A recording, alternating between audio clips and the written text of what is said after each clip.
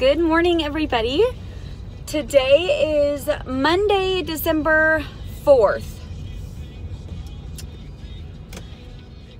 Today I am 10 weeks post-op. So, let's go ahead and just jump into stats. For those of you that do not know me, hi, my name is Bree. Thank you for watching this video. I am 27 years old and I'm 5'3.5". I started this journey earlier this year. I had been researching, I'm sorry that I'm crooked. I had been researching actually weight loss surgeries, including the lap band for the last couple years. Actually a girl that I knew had the lap band and she loved it, and that's why I had started researching that. But the more that I heard about like the horror stories or the conversions, revisions, things like that, I decided that the sleeve was going to be my best opportunity. So then I started researching the sleeve, probably beginning of the year. I made my primary care office visit in May, and I saw my surgeon for the first time in June 9th. That is when I got my high weight, which was 250.2, and that was in June. When I started my 2-week liquid pre-op diet, I was 241. Sorry about the bumps. And when I started this whole journey, the day that I got surgery, I was 230.8. So last week I came to you guys at 201.4. And at that point, my goal was to just kind of get myself right again. I had a really rough 9th week, and I just wanted to get back on track with everything. And I also wanted to try to hit Wonderland. At that point in my life, 1 week ago, you know, I really didn't know what was going to happen because I was in a pretty bad mental state the week before. And I was just trying to really get right with myself and kind of get back to where I wanted to be. So 201.4 last week. I do come to you this week at 198.8, which is like the stupidest thing in the world to think about. Like 100 pounds, like 198.8. I sent a picture of the scale to my mom and my sister, and I was like, I have not been in the hundreds in 7 years, probably because I had my son 7.5 years ago, and I was 200 pounds even when I had him. And then after I had him, I got down to 185, and then like a couple months later, I just started to go up. And then the next thing I knew, I actually didn't look at the scale for a couple years. And the next thing that I knew, I was 215 pounds. And I haven't ever been back below that. So 198.8, you guys. I am in Wonderland, which is amazing. And I wasn't sure because I'm a daily weigher. I weigh myself every day. Actually, I did not weigh Saturday or Sunday. I was actually staying over at my mom's house. We were decorating her house for Christmas and just hanging out. And it was a great weekend. And so I did not weigh myself Saturday or Sunday morning. And you know what? I survived. And I weighed myself on Friday, actually. So let me go back a little bit to last week. When I filmed my last... Okay, let me just talk about the weight so I can get it out of the way, because I'm going to jump around. Because I have, like, social ADD. I have to, like... Every time I think of something else, I jump to it. Anyway... So I weighed myself last week to enter the diet bet. Not a diet bet, but the 30-day weight loss challenge by Kimberly H. A lot of you guys are already signed up for that, and I'm so freaking excited to be doing it with you. So I weighed myself on, I think I weighed on Tuesday to begin with, but I forgot to take a picture, and that day was 200 even. So on Wednesday, I weighed myself with my phone in my hand to take my picture to start the challenge, and it was 201 even. So 201 even is my starting weight for the challenge for those of you that are interested. And yeah, so I was 200 on Tuesday, 201 on Wednesday, or maybe it was Wednesday, Thursday. Yeah. And then Friday I was 199.6. And I was super excited to hit Wonderland, but I also didn't want to jinx it, so I didn't say a whole lot about it. I didn't put it on Instagram or anything because, you know, the next day I could have weighed back up to 200 again. You know what I mean? Like, the scale fluctuates day to day. So I didn't want to say anything until I had my weekly official weigh-in. So today was my official Monday morning weekly weigh-in, and it was 198.8, which is amazing. I'm so freaking happy to see the 100s on the scale. So anyway, I might as well just continue because I've already blabbered on about God knows what. So that is a 2.6 pound loss for the week, 32 pounds even since surgery, and 51.4 pounds total. So I'm feeling amazing. I got myself right last week. After the last time we talked, I was in a weird headspace, and I honestly was sick to my stomach, and I found out actually that I was like having acid issues, and that's why I was so unbearably sick to my stomach that I couldn't eat anything. And so my doctor, my surgeon, who has been amazing, is Dr. Perez at Carl Hospital in Urbana, Illinois, if any of you guys are in the area. Amazing. He calls me all the time to check on me, make sure I'm doing okay. I called his office and I left a message for one of his nurses. They called me back. We discussed my symptoms, and I was having severe acid reflux and severe acidic issues. And it was literally just going from my stomach up into my throat, making me feel like I was going to vomit at all times, whether I'd eaten or not. So he prescribed me an antacid for my stomach, a stomach antacid, and I actually, that was Tuesday. I picked up the prescription Tuesday evening, and I took, supposed to take one pill twice a day. So I took the Tuesday night version, and then I took Wednesday morning. And I'm not kidding you guys, by Wednesday morning, I felt 100% better. 100% better. That acid was no joke. I would never wish bad reflux on anybody, because I literally it felt like I was pregnant. It felt like morning sickness all day. I was nauseous, but I couldn't eat anything, and if I did, it was very minimal. That there was nothing in my stomach, so I couldn't make myself get sick. But when I would like dry heave, it would make the acid worse, because you're, you know, basically scarring your throat, your esophagus. Anyway, that was not fun.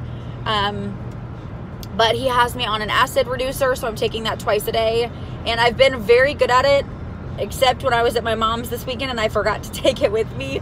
Luckily, I didn't show any signs of reflux over the weekend. But again, back this morning, I took it first thing.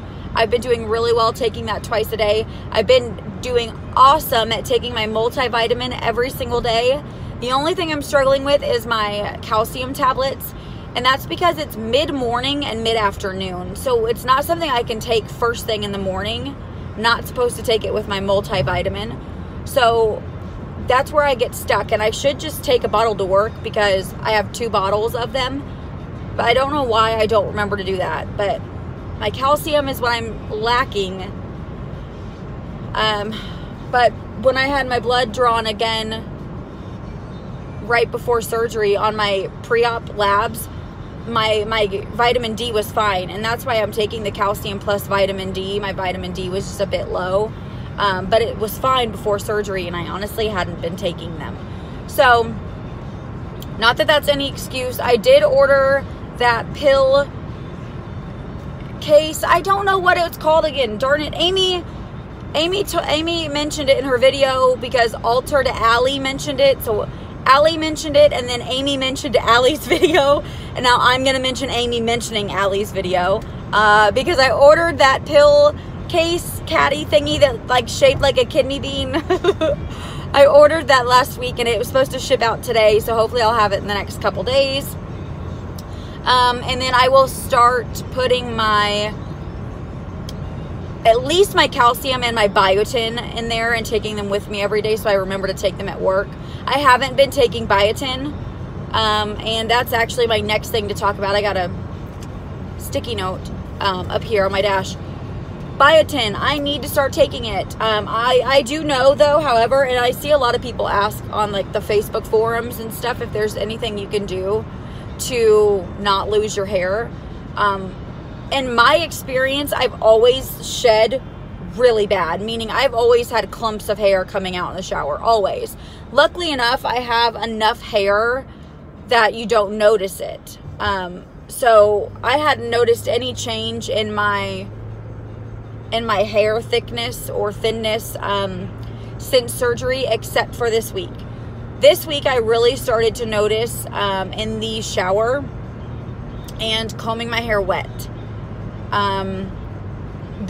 I have noticed a little bit more fallout, which I did hear like between the 2, 3, 4 month mark is when you really start to notice the hair loss and it gets worse. And so I'm just over 2 months and I can definitely tell that it's picking up steam. I cannot tell when my hair is dry and I'm combing it. I use a wide tooth comb with wet and dry hair. But I couldn't tell with dry hair because I've always shed really, really, really bad. But with my wet hair, I could tell it was worse. So heads up, everybody, it does happen. My doctor and my nutritionist, it actually was, I don't remember if it was my nurse or my nutritionist that told me about the hair loss. Of course, I'd already knew because I had researched it before, but she had told me that there physically is nothing that you can do to stop it. Some people lose a lot of hair, some people don't. It's kind of the way you are. And the hair loss is actually caused by 2 things. One, a surgery. I mean, you're doing some trauma to your body. Trauma to your body sends your body into kind of a shock and just kind of a defensive mode, and losing your hair is part of that. 2, any amount of significant weight loss at a quick pace can trigger the same defensive mode. Your body's not really sure what the hell is going on, and it goes into defensive mode, so your hair starts falling out. It happens, you know what? And if that is going to be one of the bad side effects to losing weight, then I'm okay with it, because so far, although I didn't shake in my dry shampoo, so I may have some gray hairs, so far I'm okay with it. My hair pretty much visibly looks the same still. I can tell it's falling out more, but it looks the same. And I just dropped my sticky. It's a good thing there's only one thing left on it. Okay, so clothing, I am actually fitting really, really well into the size 16 jeans. They fit me perfectly now. The past couple weeks, they've been just a tid snug, you know. But I do still wear my shapewear tank top. It's not a girdle. It's not a waist shaper. It is just a compression garment, basically. So it does smooth out some things, but it's not going to make me any smaller than what I am. Just smooths out the rolls, if I may. And so the size 16 jeans are now fitting like they should. I don't have to worry about being uncomfortable in them at all. And then this shirt is an extra large, and it's actually getting pretty loose on me, which I'm pretty excited about. It's one of my work shirts. I actually thought that I had gotten a large when we had our open house. We had all of our shirts available, and I thought that I had gotten a large, but I can't find it anywhere. So I couldn't try on the large. I couldn't try on the large, so I'm just sticking with the extra large. So extra large, it's getting loose. I'm loving it. I'm loving it. And then size 16 jeans. So that is where I'm at right now. Very, very comfortable in them. I'm loving it. Excited. However, the last thing I wanted to talk to you guys about was body image. So as wearing clothes and seeing the results happen as they happen, I am feeling amazing. I love seeing my clothes fit better and even get way too big for me. One thing that I did not notice while I was like showering was my stomach. And so this is something new because I never take baths. Never. And I haven't been in a 2-piece swimsuit in God knows how long. Let's be honest. I probably haven't owned a 2-piece swimsuit in 9 years. Since right before I got pregnant. So I really don't notice my stomach a whole lot, like looking down, you know what I mean? Head on, I can see it in the mirror before I get in the shower, and whatever it is. I'm going to have loose skin. There's nothing I can do about that. Well, you're so young, you shouldn't. Okay, that really doesn't have much to do with it. I've been overweight for so long that I'm going to have loose skin. And I already did have loose skin from my pregnancy. It was just kind of then covered with fat, if you know what I'm saying, when I gained all this weight. So it's there, and it's going to be there, and that's okay. I'll be fine with it. However, I took a bath yesterday, and this was my first bath in years. I can't tell you the last time I took a bath, mainly because the bath shower combo at my house is like a miniature freaking bathtub. Not lengthwise, widthwise. It is literally like half the width of a normal bathtub. So I never even attempted to take a bath in it, because I was like, well, there's no fucking way that my fat ass is fitting in that tub. So I haven't taken a bath in years. So I was actually at my mom's house this weekend, and I took a bath in her bathtub. And of course, my legs were covered. I fit fine in there. But as far as depth, my stomach and basically from my belly button up was hanging out of the water, you know, which is fine. But I noticed when I looked down, like, and I'm laying back a little bit, but I'm still sitting up. You know what I'm talking about in the bathtub, right? And I looked down, and I just kind of realized how big my belly was. And I'm starting to see some rippling effect where I'm getting the looser skin. It's nothing major. Nobody else would be able to notice, but I can, because I can see the wrinkles. If that makes any sense at all. I can see the wrinkles when I was looking, and I was just kind of ew a little bit, you know. Everybody talks about how you feel so great and you love yourself when you're losing this weight. And I've never really heard a bunch of people talk about body image issues until they get closer to goal. When the loose skin is more prominent and there's those issues like that. But I never really heard a whole bunch of people talking about it like as they go.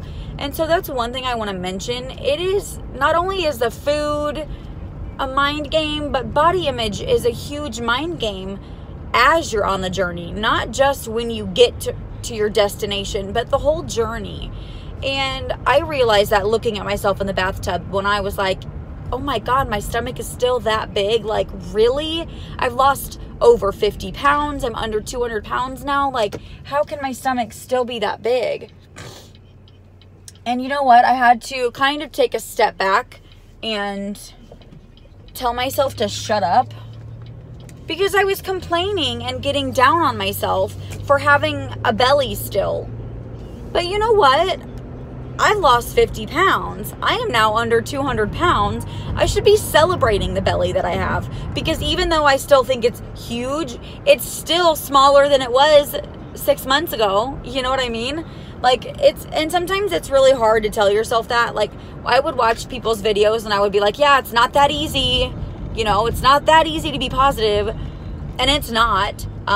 It's not easy at all. But what is the point in getting down on yourself and being negative when it's something you can't change right this second? This process is set up the way that it is, and your body's going to adjust to it the way that it wants to. And it's going to happen. You have to trust the process. It's going to happen. Just because it doesn't happen in one day doesn't mean you failed. I mean, I have to tell myself that. And I would like to tell you guys that too, because I know most of you think the same thing. Because that's the easiest thing to think. Failure, you know. Oh, I failed. Or, you know, just a lot of people are probably like me. I have severe anxiety. And I worry about everything. In fact, I'll tell you a little story that has absolutely nothing to do with weight loss, but it's what's going on in my mind this week. So I'll tell you about that. It might explain a little bit about my anxiety and how my brain works and how I think. So I have my work Christmas party coming up next Saturday, and I originally RSVP'd for just myself. We are allowed to bring a significant other or a spouse. I'm not married. I do I don't have a significant other per se. I do have a guy friend that I have been talking to for quite a while. We are not dating. We are not official or anything like that. However, he's a lot of fun. I thought he might enjoy this Christmas party with me because it's actually a charter bus we're taking from Central I'm in Champaign. Our corporate office is in Springfield. So we're actually taking a charter bus from Springfield down to St. Louis on Saturday to do the tour at Budweiser, and we are going to the Science and Industry Museum, and we're also going to Kokomo Joe's, if anybody has heard of that place. From what I understand, it's basically like an adult theme park. It's got, you know, miniature bowling and bumper cars and go-karts and games and food and just everything. That's where we're going for dinner. And then we're chartering the bus back up to Springfield to come home. So it's an all-day thing. So I invited my guy friend, and I actually didn't invite him until after I RSVP'd for one, and I felt bad. So I was like, hey, do you want to go with me? Because I think it'd be a lot of fun. So I just heard back from him last night because he had to double check his Christmas party to make sure that he could go, you know. And so he told me yesterday that he would like to go. He thinks it sounds fun. So cool. So I'm going to get here's how my head works. Here's how my anxiety works. I've already RSVP'd for one. I am so nervous about emailing our coordinator, Jen, and asking if it's okay if I move my reservation from 1 to 2.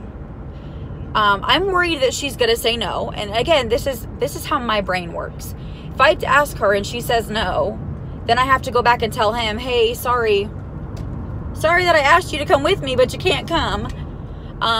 Or, now this is the other thing, or she says, yeah, no problem, bring your date.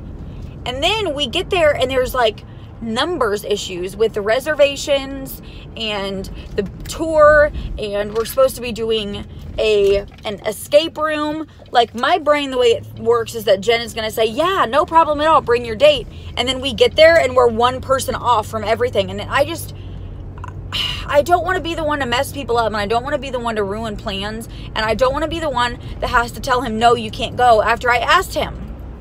This is how Bree's brain works, and it's going to do this every single day, even the morning up. And also,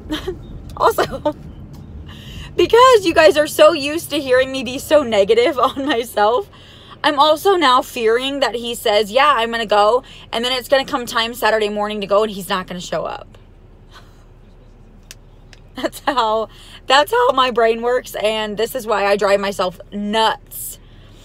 Because I will be thinking these thoughts until we are on our way. He's with me, we're on our way, and everything turns out okay.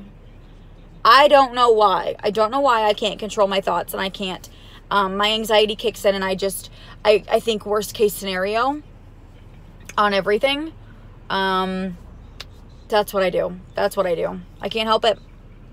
So if that gives you guys a little bit of an insight into Bree's world and how Bree's brain works and how my anxiety works, that's a little bit about it.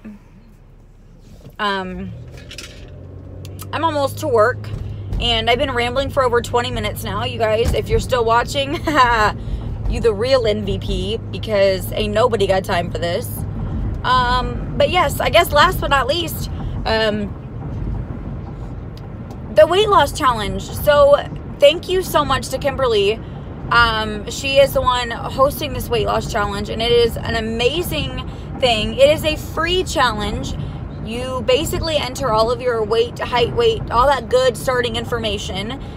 You send her an email with your information and your scale picture so she can confirm you are who you are and you weigh what you weigh and you're not lying. And then at the end of December, or I think she said it was going to be the 1st of January or the 3rd of January maybe. I don't remember the end date. But we'll do the same thing. We'll enter all of our information, height, weight, name, email, all that good stuff. And at the end of December, we will enter all that again, and we will find out who lost the highest percentage of weight loss. So, because I started at 201. So what they do is they take the highest percentage of weight loss. So if I were to lose 15 pounds, that's a little bit different percentage-wise than if somebody was like 275 and they lost 15 pounds. Does that make sense? Because I don't have as much to lose now, and so my body weight is smaller, so it is harder for me to lose the weight. So that's why we're doing percentage of weight loss instead of just like highest poundage lost, which makes a lot of sense. But the prizes are amazing. I watched the live unboxing that Kimberly did on Facebook with my mom and my sister, actually, and they were like, oh my gosh, she paid for all these prizes. Like, they're amazing prizes, and anybody is going to be just extremely lucky to win it. So huge shout out to Kimberly for putting this on for all of us, because it's amazing. There's a lot of diet bets out there, but for someone like me that doesn't always have $30 to bet, this weight loss challenge is really just an awesome idea, because I don't have the money to bet all the time as a single mom. I don't. And that was one comment I got on my last video. I know it was constructive criticism, and I know it came from a great place. I was told to kind of start over in my diet stages, and while that's not a horrible idea to start basically over at the liquid phase for a few days and go on like that, protein shakes, for those of you that don't know, are super freaking expensive. And I mean, I don't know about anywhere else. I don't have Costco. I don't have a Sam's card. I could go on Amazon and buy them. I probably should. But if you go to Walmart, you pay $7 for 4 protein shakes. So that lasts me 4 days. That's a lot of money when you add up how much you're spending every week on protein shakes. I don't have the funds for that. As a single mom, I work full time, and I'm still struggling for everything. So I cannot afford a lot of the stuff that people recommend. So while I understand that the sentiment was there and it meant well, I can't afford to be doing multiple protein shakes a day. Literally, financially, I can't afford it. So I'm doing the best that I can with what I have. And that's all I can ask. And that's what's going to be logical of me from now on. It's a lifestyle change. It's not something that's going to end in a year when I hit my goal. I have to think logically of what I'm going to be able to sustain long term. So, all right, that is it for me, guys. I'm walking into work, and that's it. I will talk to y'all later.